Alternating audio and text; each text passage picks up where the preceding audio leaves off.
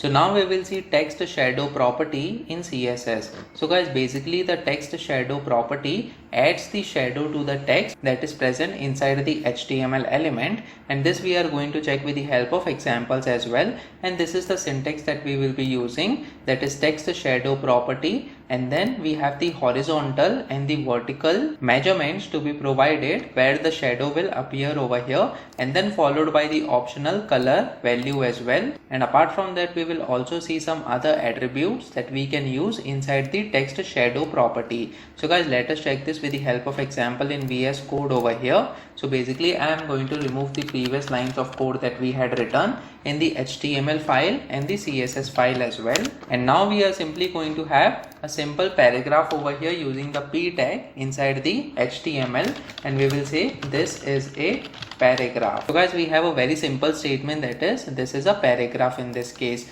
Let me just save this file now and try reloading this page once again on the browser. So as you can see, we have this is a paragraph. Now guys, what if we want to provide the text shadow to this paragraph over here? So let us check by using the text shadow CSS property. So inside the style.css, we will be using the p tag in this case, since we have provided the text inside the paragraph tag over here, and then we will say text shadow. So guys, basically this is the property, that is text hyphen shadow, that we will be using. And for this property, we will be providing the horizontal and vertical measurement as 2 pixels, and then followed by space, and then vertical measurement as 2 pixels over here. Let me just save this file now and let us check what happens when we provide the text shadow property with these values. So let me just reload this page once again on the browser. So as you can see, there's a shadow that is being provided to this text behind this particular text over here, with the measurements that is 2 pixels at the horizontal and 2 pixels at the vertical side.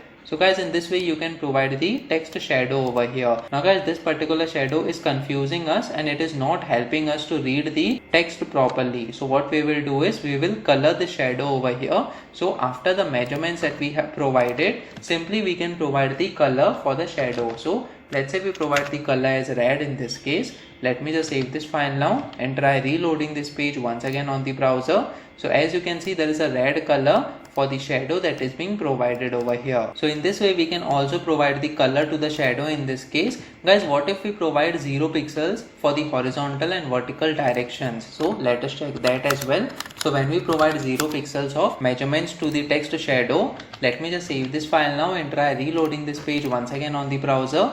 As you can see, the shadow is just behind the actual text over here, and this is the reason we won't be able to see the shadow for this particular text in this case. And that is why we provide certain horizontal and vertical measurements over here. So let us provide that as well. This time let us provide 1 pixels of horizontal and vertical measurements in this case. Let me just save this file now and try reloading this page. So as you can see, there is a red color shadow that is being displayed behind the scenes. Now guys, there is something called as blur effect that you can provide to this text shadow over here. So how we can provide the blur effect? So after the vertical and horizontal measurements that we have provided, simply we can provide another measurement over here that will reflect the blur effect. So let's say we provide 4 pixels over here as the measurement. Let me just save this file now and try reloading this page once again on the browser. So as you can see, this is the blur effect on the shadow that we have provided behind this text. So guys, basically this third measurement is used in order to blur the shadow that is being displayed with the help of this color over here. So let us increase the horizontal and vertical measurements over here as well to see how it will look like on the UI.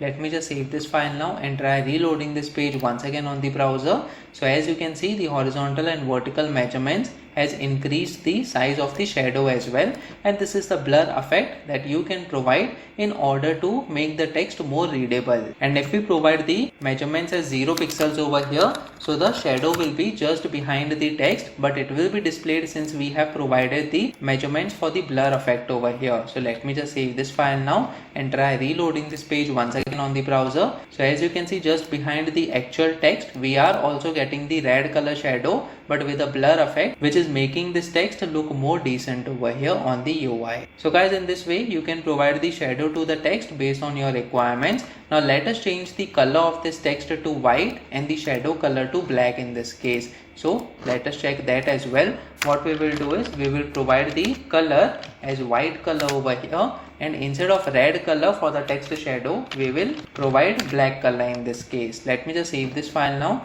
and try reloading this page once again on the browser. So as you can see, this is the white color text with a black color shadow in this case, and this is how it will look like. And let us do the reverse of this. So what will happen when we provide the color as black and the text shadow as white color in this case? So when we do that, but since we have the background as white color, so you won't be able to see the effect properly. So let us check that as well. I'll save this file now and try reloading this page. So as you can see, the white shadow is not that visible over here. Let us provide certain background color in this case as well. So when we provide the background color of, let's say, gray color over here. So let me just save this file now and try reloading this page. So as you can see, to some extent there is a white color behind this black color text. So based on your requirements, you can choose the color of the text as well as of the shadow in order to display the text on the screen. Comment in the comment section below whether you have learned something out of this video. Please make sure that you like this video so that it reaches to more people, and subscribe to this channel so that you get the notifications on upcoming videos as well. The next video that we are going to talk about is fonts in CSS. So stay tuned.